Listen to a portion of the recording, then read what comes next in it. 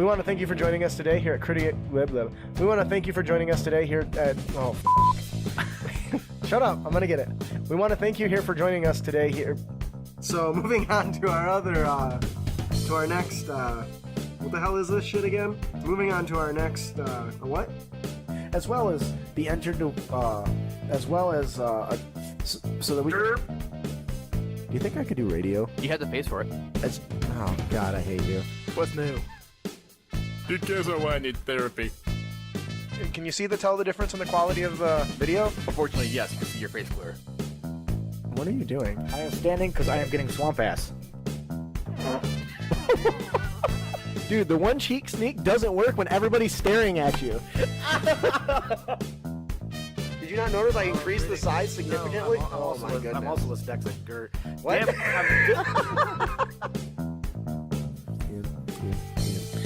Ian. The system is down. If you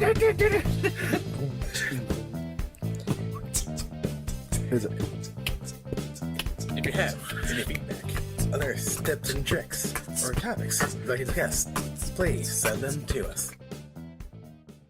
Do all your monsters have lair actions? No. Why not? Because lair actions are for bosses, aren't they? What's that?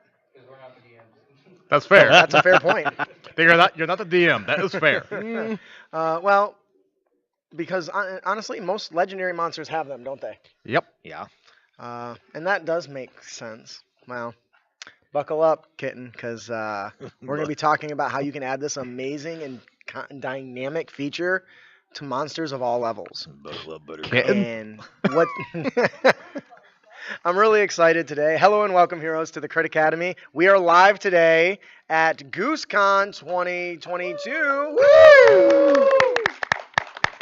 I am your host, Justin. I'm your co-host, Ian. I'm your co-host, Brandon.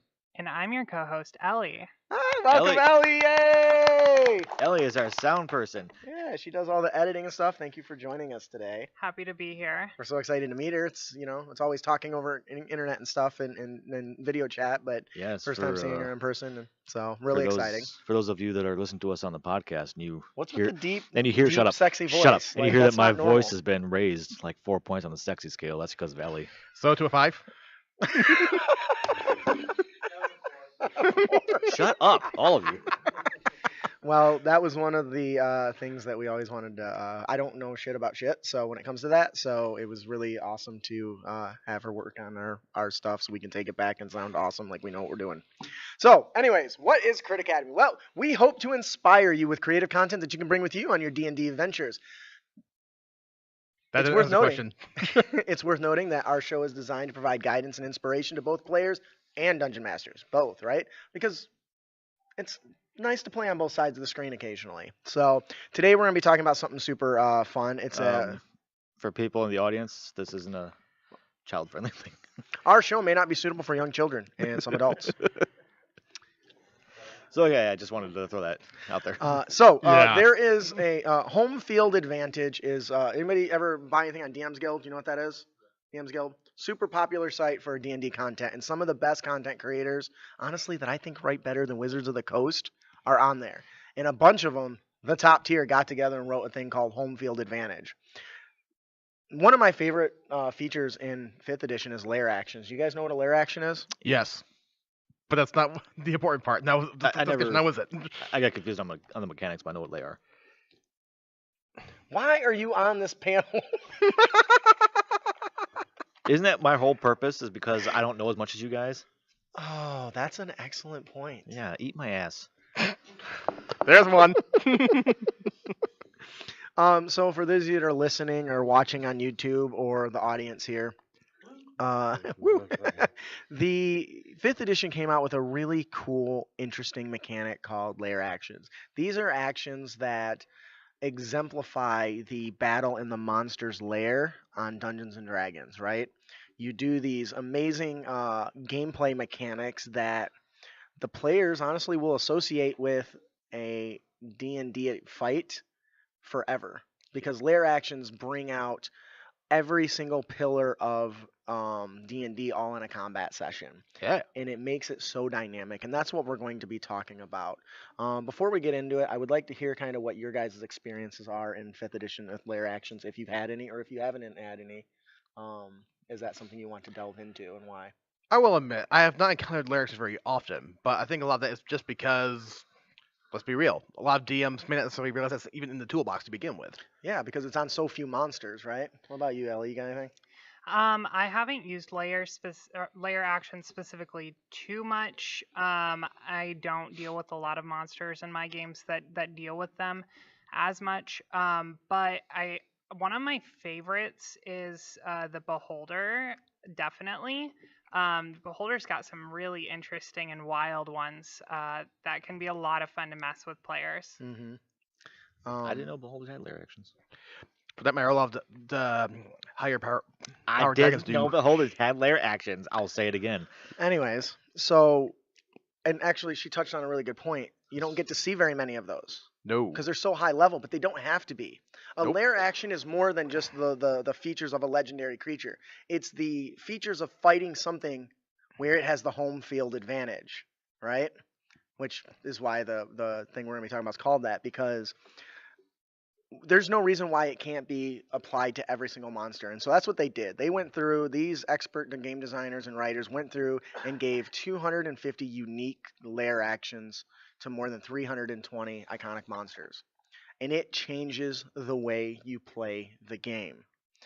And it's amazing. Now, obviously, we can't cover 250 of these pieces of detail. But we want to cover some of the ones that will really tickle your dice. Some of the ones we know people will use because there's certain monsters that show up in every D&D game. Anybody got any idea? Goblin. Goblin's one. Anybody else? Kobolds. Kobolds? Yep. Orcs. Orcs another one. There you go. Owlbear. Iconic. Gotta have that. So skeletons. Skeletons, Yes. So that zombies. was part of the trouble was narrowing this down. So we ended up narrowing it down to Goblin and Owlbear, right? Because we thought that of the monsters, these are the ones, if we're going to talk about them, if you even don't go and check out this product, you're at least going to take this with you at the end of the show and be able to say, why ain't I already doing this? Right? And even then, this is going to give you an experience with a much lower CR monster than having to wait till you're level, 15, 20 before you come across an ancient dragon. And I've done a show, we've done a show about legendary action. That's another one that I think there's no reason why any other monster can't have one. Action economy is key in D&D, and sometimes having the monsters only go once or in a round is not all that engaging. But you can take, for instance, a real common one, I'm getting off track here, but it is relevant. A monster that has multiple attack that can make 4 attacks. It's far less interesting to do that all in one turn than it is to do it after every player's turn. Because they're like, why is this thing attacking me again? You know, even if they don't know that you haven't changed the power level, that simple legendary action being applied across the multi-strike changes the way the players perceive the battle. And there's other things, tools we can give to make it better. But we're here about lair actions, which is my other favorite mechanic. So let's talk a little bit about it. So, Ellie, what makes goblins, specifically we're talking about Goblin Boss, but what makes goblins stand out in D&D, and how does home field advantage really begin to tie that to their lair actions? You want me just to read the copy here? Or... much more a free form conversation would be better since we're trying to move away from that because that's all they used to do. That works for me. I was wondering why we weren't doing like an actual sit and talk. Anyway. What? Yes, go ahead.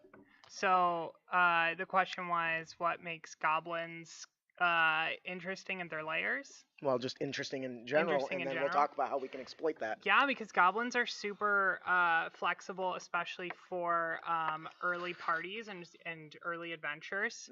Mm-hmm. So goblins are, right there with kobolds is like very typical. Most people know what they are.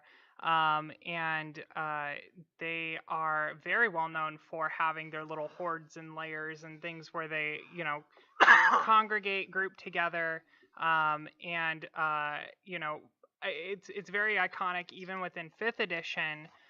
Taking a look at Lost Mines of Phandalin, right? The very first adventure in that starter supplement is you're going into a goblin's lair, and kind of figuring out what's going on, solving a mystery of some missing people. So they're very iconic and very flexible and super helpful for like those early adventures. And they reproduce a lot, so you can destroy them a lot and often.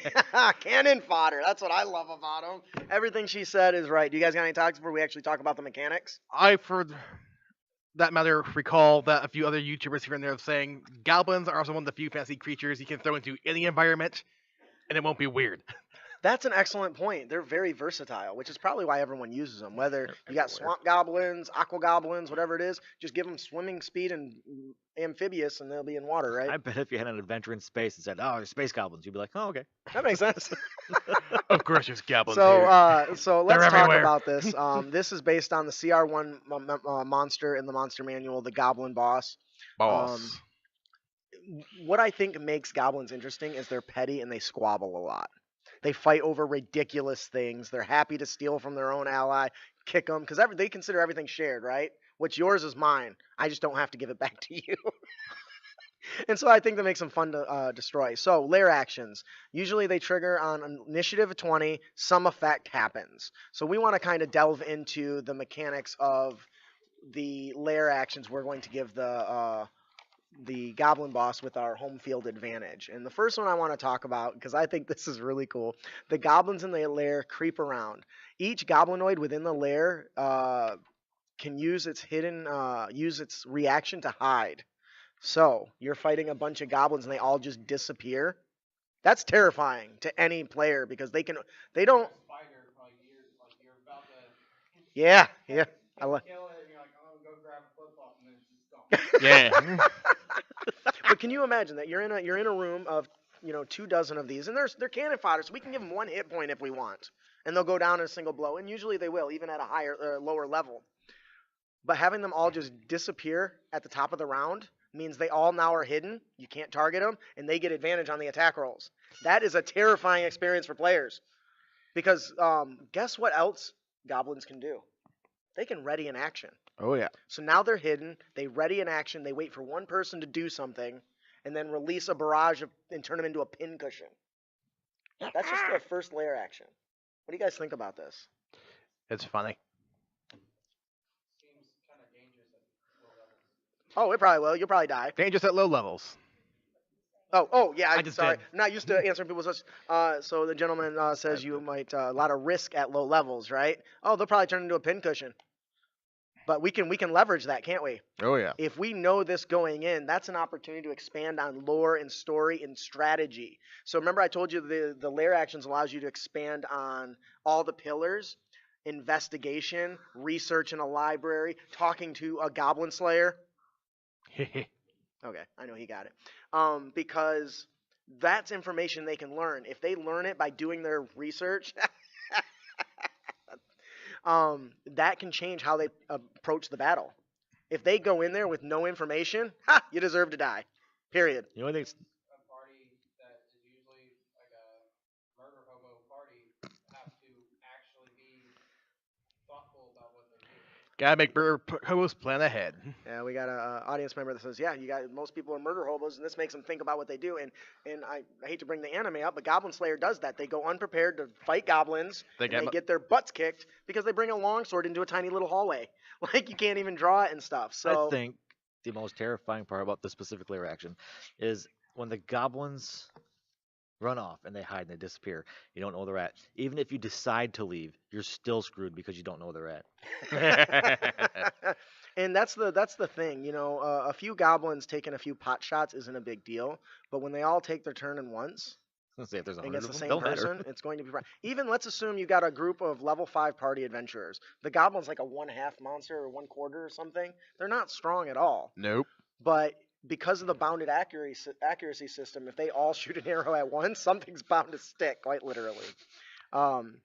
And I think this is really cool. The fact that on this lair action, remember in lair actions you can only use one, right? Yep. So you kind of got to pick and choose for the scenario. So when it comes around, players might be expecting that same thing. Oh, but we're not done. Actually, I think a good way you can modify this lair action if you want to, or you can add it in there, is because goblins aren't always numerous. 7 more goblins! Ooh, that's a good one. I like that. It's like a kung fu movie when more mooks show up. Like the actual As you cleared play. the roof. Yep. Ellie's gonna touch on that. Uh-huh. Yeah. So the second layer action we have here, a petty squabble breaks out among the goblins. Each goblin within 5 feet of the goblin boss may make a melee attack against the boss. If the goblin boss is dead or dies before initiative count 20 on the next round, the goblin with the highest amount of hit points within the layer gains 14 or 4d6 hit points and becomes a goblin boss. Now, Where we come from, that's called internal promotion. what I really like about this is the goblin's boss ability allows them to grab a goblin and use him as a shield. Right? That's fucked up. So, Come here. so he grabs Come a here. goblin, uses him as a shield, and he survives, and that squabble breaks out. You can use it as that one that was used as a shield. He's mad about it, so he gets up and starts trying to shank the goblin boss and becomes the new leader. Ah, you know. Sorry, Mike. And I think that that's really interesting because the players aren't going to expect a monster to evolve into a new monster right in the middle of them. So having an opportunity of a monster to squabble and kill the goblin boss, then become the goblin boss, is great because it basically treats it as though they have an infinite amount of hit points, right? I'm now thinking a goblin going, that was only my first form. I really like oh my that. God. And so this is something that really stands out to me because you mentioned internal promotion. As a layer action, that's not something we've seen in D&D before. No. You're basically turning a 1/4, I think, goblin into a CR1 as he's shanking him because he gets weak. And I think you can tie that more into the story and the narrative of the combat because the players are struggling. They're fighting the goblin. The goblin boss. They're dealing with all his minions. The minions are disappearing for one layer action, and they weaken him. They hit him really hard. He's stumbling in his boots, and the other goblin's like, time for a new leader. Plink, and then stab him, and then take his weapon. Now he's the new boss, and that would. Look at me. I'm the boss now. And I think that is just something that helps the narrative. It makes for a fun story, and that's a memorable moment. Nobody's going to forget the moment when a goblin literally digivolved in front of them. Should make a book called Memorable Moments. Memorable moments? That Memorable would be moments. awesome. I like that. Which, by the way, we have a book called Memorable Monsters. Anyways. Shameless plug. So if you're joining us for the first time, thank you, everyone. We are talking Lair actions. home field advantage. Yeah. And why don't other monsters have lair actions, and what can we do to give them to them? So, Brandon, would you like to tell us about the next lair action? Lair action number 3. The goblins in the lair, when you're fighting them, they start taking up a war chant. They all do. And it becomes... it gets infectious. And it grows. All players within 5 feet of a goblin must succeed on a DC 10 con save, or they lose concentration if they're trying to cast a spell. Drunk on adrenaline, huh? Yes. The goblins themselves, they get advantage on their next ability check, attack roll, or saving throw that they make before initiative count 20. on the Oh, next round. that's terrifying to think about. Suddenly those 16 goblins got way more dangerous. Especially when they're like surrounding you and moving in. What'd you say? Uka, chaka, uka. You know, and coming in, working their way to. You're all dead. What do you think, Ellie? Yeah, I think that sounds really terrifying, honestly. You know, with spellcasters specifically, that's pretty scary. Yes. Yeah. I agree.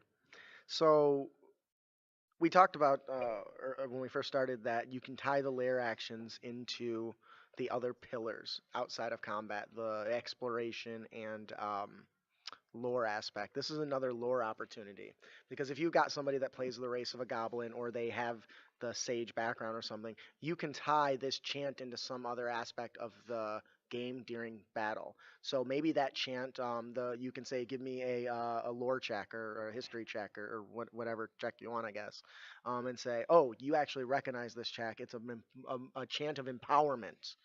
They're going to come after you viciously, and you can kind of give a warning to the players, and that will unintentionally affect, or hopefully intentionally affect the way they behave, right?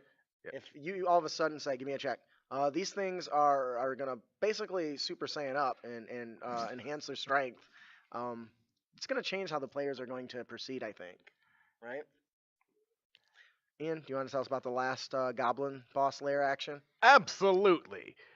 The last layer action we have here is if the Goblin Lair has a sort of magical connection, up to a few goblins in the field in the lair are affected by the Enlarge Reduce spell, or maybe even Alter Self. And these effects can last until the next time the lair action is used. So I really like this for a multitude of reasons. The thing that stands out to me is we are now binding their lair to some sort of outside influence. I think we briefly touched on how you can throw a goblin in any scenario and it makes sense. You can leverage that. So in a swamp lair, for instance, maybe there's swamp magic or acid magic or black dragon magic is imbued in the land. So all of them now get some sort of a bonus that they didn't have before. And you can do that without necessarily increasing damage. For instance, maybe their weapon does their combat damage, but the roll die is like acid damage if it's a swamp goblin, right? Because that's going to stand out in the player's mind when they're fighting goblins. These things, they're melting my armor! Run away! You know? What do you guys think? I'm just picturing a couple of things. One, if a Goblin Slayer becomes enlarged, people are like, whoa, they're growing big here. Or I'm also picturing a They're Goblin... eating mushrooms. Yeah. I'm also picturing some Goblin bosses like grabbing the tiny goblins, if they decide to shrink them, and using them as ammo. And fling them. And shock them like bowling balls. I love it. The alter self spell. To what extent can you alter self with that spell? Height, claws, stuff like that. Could you make yourself look like a stalagmite? No, No. No. it's not that kind of alter. It just moves in just a little bit. But I think you can go, teeth, like, claws, fins and gills, stuff. Yeah, all- little things like that. Yay. But once again, goblins with claws. That's different. They don't need weapons. They just jump out of the bushes and start clawing at your face. The other thing that I think that Ellie, do you have anything on this? No, go Thoughts? ahead. A woman, a few words. All right. So the next thing I want to touch on is a lot of the lair actions in home field advantage also offer regional effects. One of my favorite aspects of strong monsters is their impact on the local environment. And I feel like, and this is just Justin's opinion, which you all know is right, so listen. The regional effects are a powerful tool to exploring the lore and exploration pillars in D&D with the monsters they're going to be fighting. Even monsters they're not going to be fighting. If they're traveling through a desert and there's what's a desert dragon? A blue dragon? Blue dragon? Yeah. So whatever the regional effects, they should be seeing the effects of that. And you can use that to narrate the journey through the desert, and you can call for that skill check. Hey, you actually know this is a common effect when a dragon is in the area. Now you might have piqued their interest. Either, oh shit, we're going to die, or, ooh, let's go talk to it. In either capacity, a single regional effect can really enhance the story. Oh, yeah. So I'm now picturing the lair area of a red dragon. Instant volcano lair. Volcanoes, and I think fissures open up nearby too. Yeah. When you have some of the dragons, like sinkholes open up, maybe your players get called into, hey, sinkholes are opening up from these regional effects, and then it turns out, there's a dragon nearby, but we're like copper level adventurers, so you're gonna have to find somebody else. This is way above our pay grade. But anyways, I want to get back into the regional effects. So just like those big powerful monsters, the home field advantage also gives us regional effects that the dungeon master can use to indicate a goblin's boss lair. So in this one, patrols of goblins swarm the area. That's pretty common, right? And you can start with rumors leading into that, correct? You can say, oh, there's been a spike in goblin attacks or patrols or a myriad of those sorts of the raiding parties and stuff. And any creature attempting a short or long rest within a mile of a lair must succeed on a stealth or wisdom check or be stumbled across a 1d4 + 1 goblins finding the party. So that's a really good example of a loose use of like almost like a random encounter table. Yeah. Right? Because you share the knowledge with them through the rumors of the NPCs. Hey, you hear about another village was attacked by a swarm of goblins? Hey, I finally got their heads off, but I think they're going to come back for more. Well, that's not going to be healthy for our crops. Well, absolutely not, especially Bill. His potatoes are great. The tales are amazing. So now, even if that's just something they hear in passing, it sets the stage for this potential encounter. Because now they know in advance that goblins are in the area. Now, most people are going to be like, man, they're goblins, let's go kill them. Oh, that's when you really get them with the goblin pig sticker, man. Because they ain't going to be expecting it, especially the goblin boss leading everything. Is there anything you think that you would include in a goblin lair as a lair action that maybe isn't on this list? Well, it depends on what kind of goblins you go with. Okay, let's pick a set of goblin. What's a type of goblin? Mountain goblin, swamp goblin, aqua. What do we got? Hobgoblin? Really? You picked the most generic goblins? They're military. Okay. So we're gonna go with hobgoblins, thanks to Rachel. Allah, home field advantage. Or even tall. They're all like reduced hobgoblins. They were cast out. They, you hear creepy chants. Oompa loompa, we're coming for you. All right, so they're just like banging on them and doing the chant, the goblin chant from the lair action. What about you, Ellie? Put me on the spot, huh? Yes. So Welcome to the show, yeah, by the way. I know. Usually when somebody's quiet, I purposely point at them. Yeah. No, I really like the I really like the if we're going with the militaristic piece there, I really like the use of that in connection with kind of the like surrounding and losing that concentration piece, because you're gonna find a lot of these kind of like, I guess, armies or little militias of goblins going about, and they will then like surround and sneak up on people and catch them off guard, or force them to kind of lose concentration of what they're doing regardless. I love that. Now let's give huge note to the fact that none of these did damage, Nope. right? They led to it. Oh yeah, they led to dead adventurers, but they found a way to not necessarily bump up the CR damage, because I don't know if anybody knows the calculations based on hit points and armor class and damage. I think they did a phenomenal job finding that balance of, we can give you a little extra, but it's not going to directly affect the CR. Nope. Right? Of course, depending on how many goblins are hiding, you're dead. But I'll tell you what, that wizard's going to be happy he took shield. What, they're attacking me? Shield. Oh, thank God, Bill. Bill? Oh no, Bill! Anyways, so that's it for the goblin boss. Remember, there's 250 of these. This is just the first one. You did touch on the hobgoblin, and I want to go that direction real quick before I go back, because I was going to go forward and then I forgot.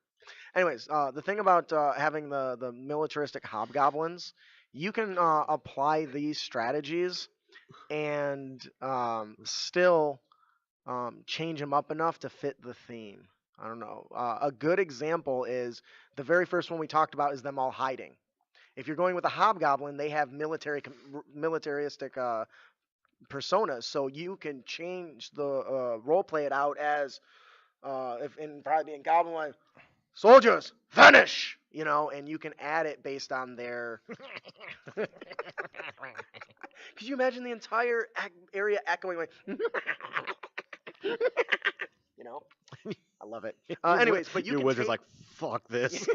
You can take that theme of whatever it is. If it's a swamp goblin, for instance, and they vanish, it makes sense. You're in the middle of you role play them as they're being coated in goo and swamp and dirt and stuff, like in Predator, Arnold Schwarzenegger.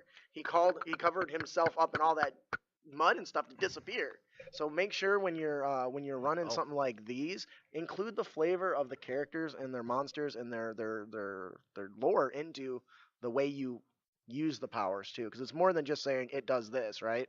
We're better than that. As GMs, we're better than that. We got to narrate and make it all fit. Justin's done, I promise, for now. Could you imagine? No. Hobgoblins being smart enough to where near dusk, near nightfall, their entire tribe gets together and they serpentine on the mountain to make them look like a very large creature at night. They are smart enough to do that, and that sounds like a perfect strategy. So if you're listening to this, Crit Nation, Yeah. take that, steal it, let us know, and tell me how it goes, because awesome. And the sun is to their back, so everyone is squinting into it to see it, What is that? to enhance the illusion. Cavalry. It's a purple worm. Purple worm? Doesn't look purple. How can you tell, Bill? The sun's in the way. All right, so I don't know who Bill is, but seems like a cool guy. All right, so let's talk about the Ferocious Owl Bears. Yeah. Who likes the Owl Bears? Oh, I know, there's- Hey, How who many doesn't are like pissed owlbears? off that the druid changes to an owl bear in the new D&D trailer? No. Good, I'm glad. I'm not saying that if you think that and you're angry, it's not. It's okay. I mean, they couldn't No. pass additions, so. Yeah. Well, my point was, you don't know that person doesn't have a magic item, right? And what does it matter? Who cares if it's a monstrosity or a beast? That's just a category that they decided for the rules. You know, I would Anyway. love to see one D&D's next playtest content being Owl like the bear. druid to turn into an owl bear. You have a druid bear, owl bear like thing that can turn into monstrosities, because they can turn into elementals already. Somebody sounds like they can turn into a pile of water. Like, why do you care that they can turn into an owl bear? Anyways, I Yeah. thought it was funny, and I poked fun and laughed at everyone, which is, not the best approach.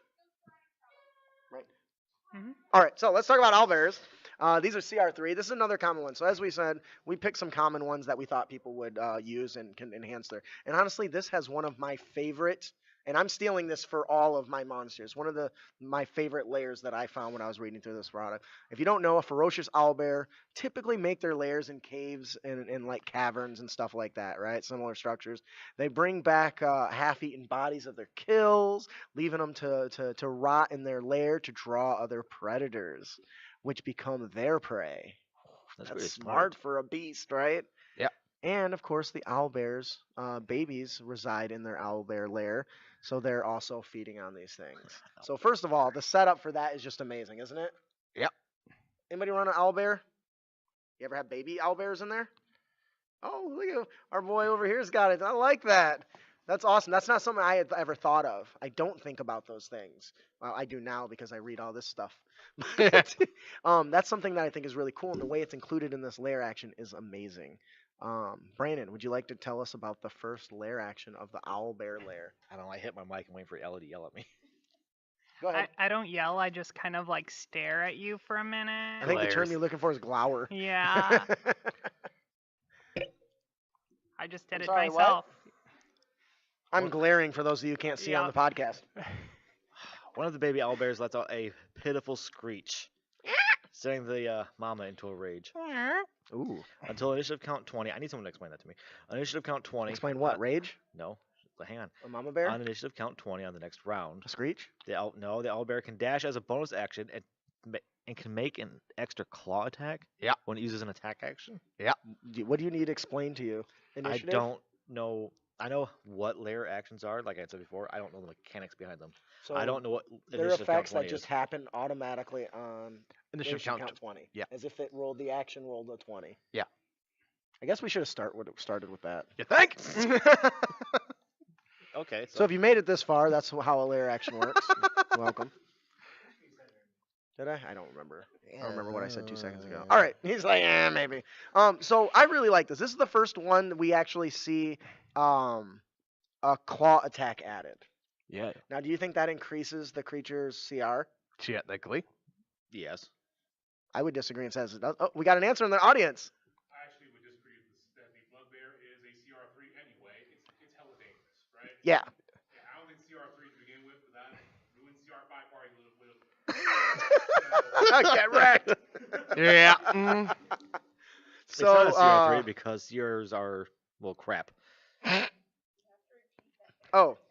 Fucking. So one of our audience members has wrecked a bard with a CR3. A little fat party was an owl bear. Anyways, so I would say that it doesn't because it's using the dash action, right, as a bonus action. It's using its move, and in 1d6, its claw attack, not really a lot considering it can normally do multi-attack, right? And 1d6 is not a big. Or is it 1d6 or 2d6 for the attack? I don't remember. I don't have the stat block in front of me. I thought you're supposed to be the person that knows all this stuff. You're the one Bold I of go you to to when I don't assume. remember. Anyway, so we're giving it an extra claw attack. In the grand scheme of things, the character's probably going to die anyway, so it's an extra little one. This is one of the ones that I do think makes it slightly more dangerous, but not enough to be a big of an issue. But the fact that it can dash as a bonus action and make an extra claw attack means they have to make. I feel like they have to make an attack roll for their action. 2d8 plus 5. 2d8 plus 5 for the claw attack. Oh, that Bard is definitely screwed. What happened to his loot? Well, his loot's fine. Gut, not so much. What do you guys think about this? I mean, the creature is bellowing, the baby is screeching, so that's setting the scene, right? Because if this is constantly happening, it's reminding the people that the infant is there. Do you think they'll make the connection? That every time it screeches, this thing just barrels around and swats people? I do think they will. I also think they'll make the connection of, hey, if we kill the baby, maybe the mom will leave us alone. There are players like that. Yes. And what if a druid is in the group? Do you think they're going to be okay with that? Bad idea. That's what the How about a good-natured player character in general? Do you think that's going to create a little intra-party conflict? Conflict of interest, right? Yep. This is where, remember I told you, these really expand on the other aspects. This is a character development opportunity. That's why I love this. Sure, somebody's going to get bitch slaps at some point and fall to the ground. But it's a character development moment because you'll learn who the pile of shit player characters are, right? Because like they're going to be like, oh, I got to go take out the little tiny infant that's squealing because if I don't, Billy's going to lose his head again. Again? Again? What do you think, Ellie? Yeah, I think not only is it very dangerous for combat situations, but I think it opens up opportunity for role play even during combat. Yep. Which a lot of the times we know, there are tables where once combat starts, it is just all combat, no role play. And I think this opens up a perfect opportunity to allow some of that and get that into the game, especially CR3. You know, that can be early to mid portion of a campaign or a game, and if your players haven't been doing that up to that point, it's been that Final Fantasy like shatter cut off type of combat. Yeah, that could help bring that back in, and give that role play opportunity and make things a little more fluid. Absolutely. What do you think, B? Sounds awesome.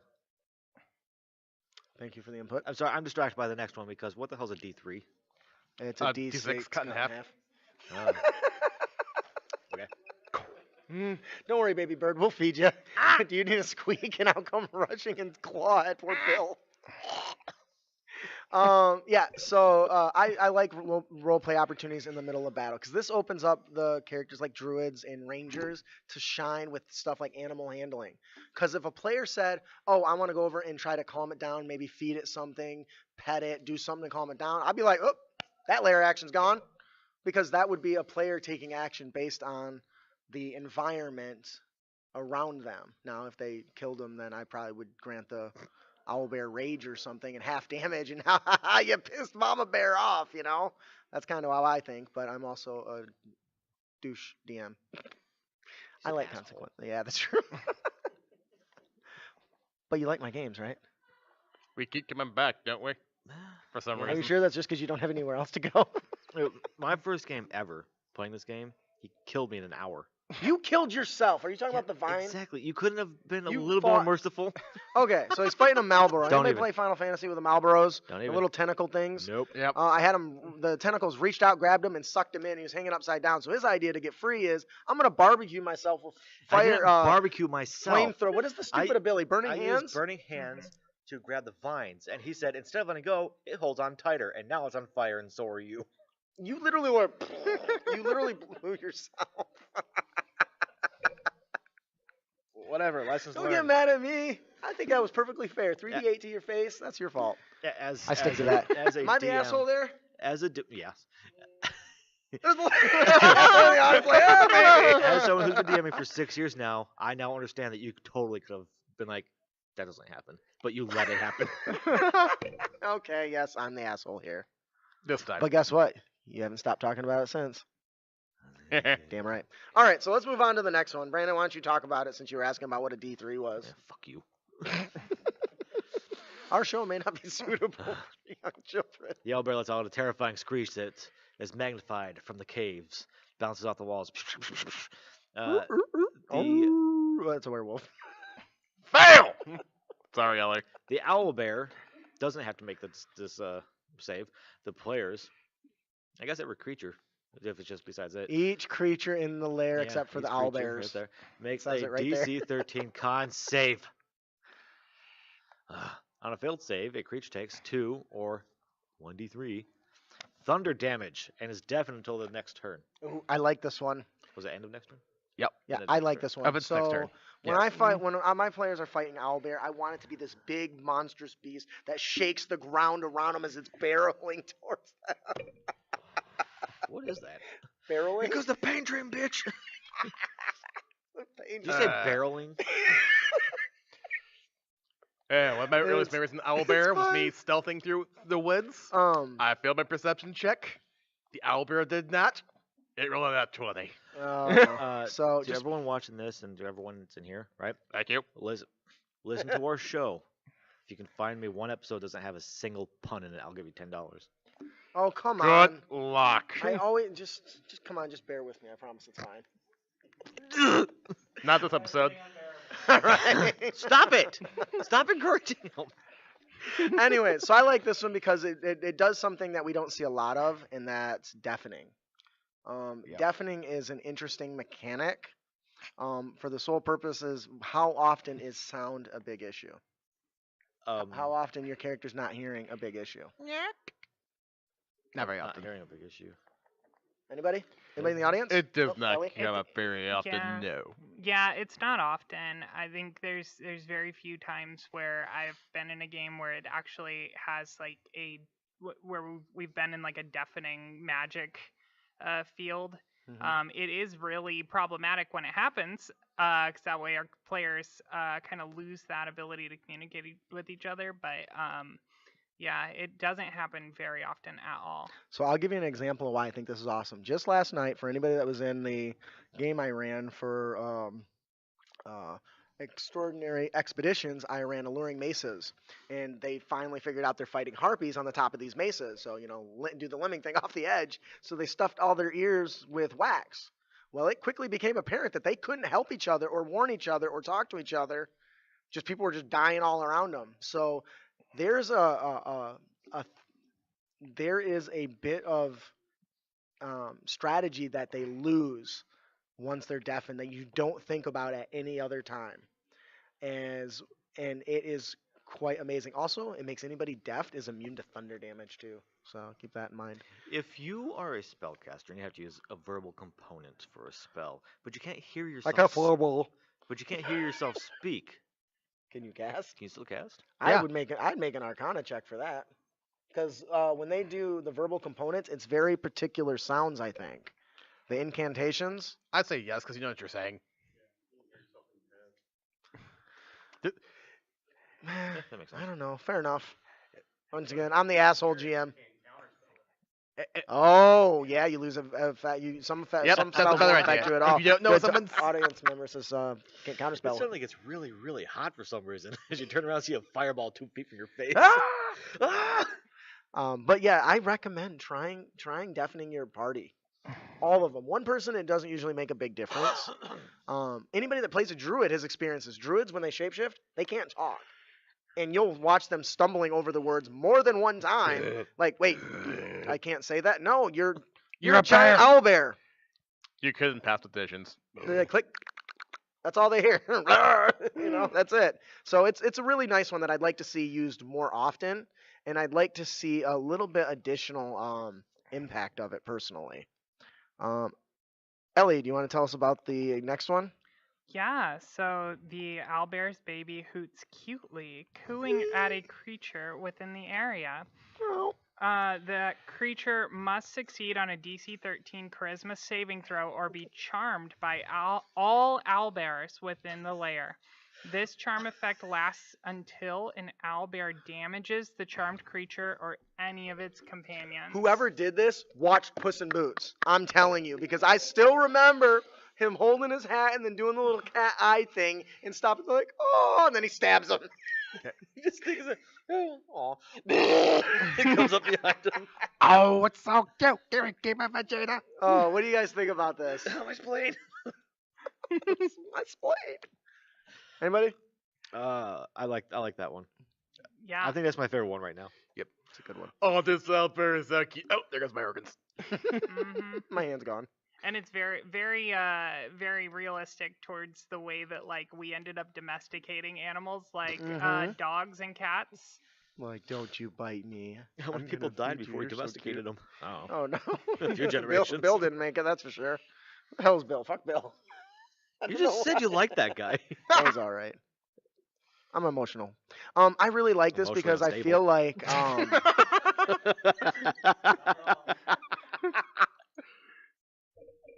sorry. Are you? No. Is he still looking at me? Yes. That's funny. He is funny. He gets a zinger once in a while. All right, yeah, I like this because it really is great because I can see like druids or rangers I just voluntarily fail. This thing's adorable. I don't want to fight it. Would anybody do that as a player? Not very often. Yeah, but you like to stab stuff. I do. You're biased. That's the point. But once again, this ties into and we can take this lair action and we can apply it to any creature. So if you know your player character has something in their story about the has a love for kittens or something like that, tossing this onto something like a saber-toothed tiger would be great. Meow. So keep that in mind too. Who? Him. Are you texting each other? Not today. Right next to each other. I love you. I love you too. I was in a business meeting, and they're like, me and my friend were laying on our phones instead of paying attention like we're supposed to at work. And my boss is like, "Are you two texting each other?" He's like, "No, he's shopping, and I'm playing Final Fantasy." He's like, "Why aren't you paying attention?" I was like, "Because I wrote all that." Anyways, this last one is my favorite. Remember I told you there was one in here that really just blew my mind, and I will be incorporating in every monster lair for infinity. This is redonkulous. I know. It's The owlbear. ridiculous. The owlbear feasts on an animal carcass within its lair, regaining 2d4 hit points. Yes. Yeah. I now have a valid reason to give bestial monsters healing potions. What if the corpses were from adventurers who had healing potions on them? That's awesome. That would make such an amazing narrative thing. The owlbear kind of limps away wounded and kind of begins barreling towards its towards its a dead adventurer corpse. Bill. To the corpse and begins devouring it as you watch as it gains more vigor and its body becomes more rigid and it lets out a bellowing howl. Then you look at your players, they just gained hit points. And drink the large reduced potion. I wouldn't say they drank the potion. I just say it doubles in size. And it gets bigger. Luckily, it still can't fly. Down. Whose body is that? What do you guys think about this? I'll tell you who it will be. Yours. Yeah, I think that's especially dangerous just because like normally you don't think of like non-sentient creatures, like the owlbear to regain hit points. I mean, you how know? many times do sentient creatures heal each other? Right, exactly. That is a player tip or a dungeon master tip on one of our other episodes. Please harken back to all of our great content where we talk about all the things PCs do that you don't have your monsters do for some reason, like drink potions. Anyways, sorry. Self plug. Yep. I'm sorry, Ellie. No, you're good. It's good. I'm done. I promise. I'm done. I promise. Okay. So, yeah, I agree. You make a very valid point, and that's something you should all do more of. Do you have anything else? I'm sorry. No, I couldn't that was resist. it. You fucked Okay. it up, man. I fucked up the flow. Did you hate that? It's all right. Let's get back into it. No, because I do it every time. Go to Taco Bell, solve the problem. All right, yeah. So overall, what are your guys' thoughts on adding lair actions to every monster, and what do we learn just by reviewing a few of them? That you can easily base some of their actions off their usual habits or some of their abilities. Ooh, that's really good. Ellie, snip that. Send it to me. I think it would throw your players off by so much. Because everyone knows that lair actions happen at higher levels, and when that just suddenly happens at a lower level, and they're like, "What's going Every on?" round, They too. might be afraid there's some bigger, more dangerous monster ahead, and that might make them second guess or think twice about saying, "Oh, should we really keep going through this cave? Maybe there's something bigger down there that's making all these creatures do this." Yeah.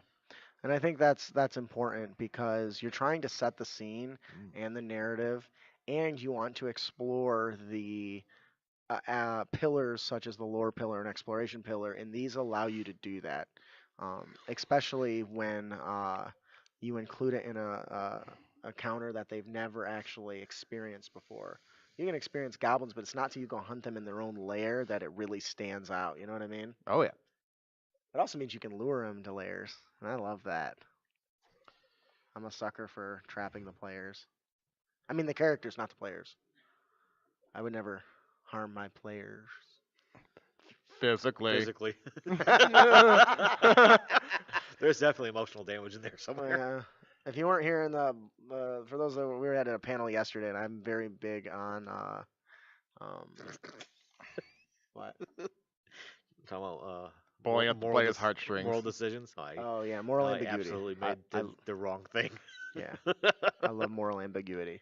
So, all right, I think that'll. There's one thing I want to talk about on this thought before we move on to our tips and tricks. Oop.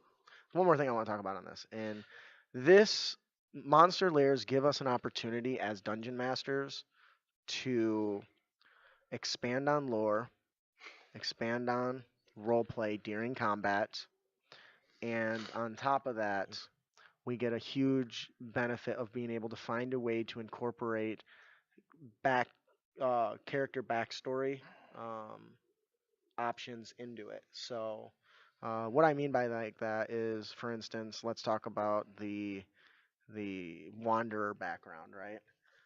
Wanderer background, you could feed some of that layer information to the player with the wanderer background or with the hermit background. So it gives you a reason to be able to delve into that from a mechanical standpoint.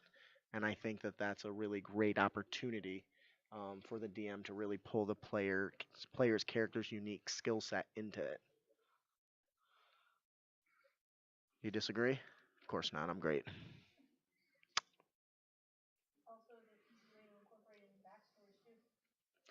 Also, it's an easy way to incorporate backstories too. Thank you, Rachel. That's really good. Insightful. I love it. That's awesome. Plus 10 cool points. Inspiration. Your way. You can't use that in my games. Just his. All right, that'll do it for our show today. If you enjoyed our show and you want to support us, please visit us at critacademy.com. Crom. It's in there somewhere. It is. What to say? Alicia's giving me the evil grin. So, before we close out today, I'd like to let you guys know that Exotic Equipment Perks is live, and we just got funded! Woo! Yeah! Woo! Oh, Brandon has been waiting to puff on this cigar. That's his victory cigar right there. He likes when that plan comes together. If you don't know, Equipment Perks, with it, no more cookie cutter weapons in 5e. Make your character's choice of equipment matter. We offer unique perks for each weapon and each piece of armor so that when you pick it, it becomes a part of your character more than just damage dice and AC bonus. Going off into like the high mountain peaks where there's winter?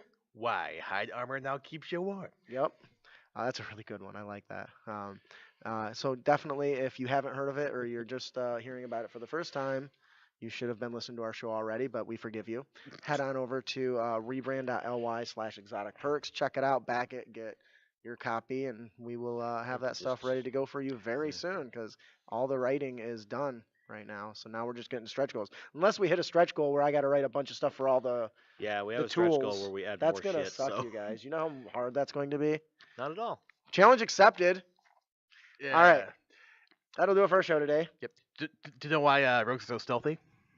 Because they wear hide. Don't do it. That's right. It's a Hot armor. If you enjoyed the show and you want to support us, visit us at criticami.com. Please check out our YouTube channel. Watch our shows live. Join with us. Usually we chat. We're here at Goosecon 2022, so we don't have a live audience chat. What? What's that? There it is.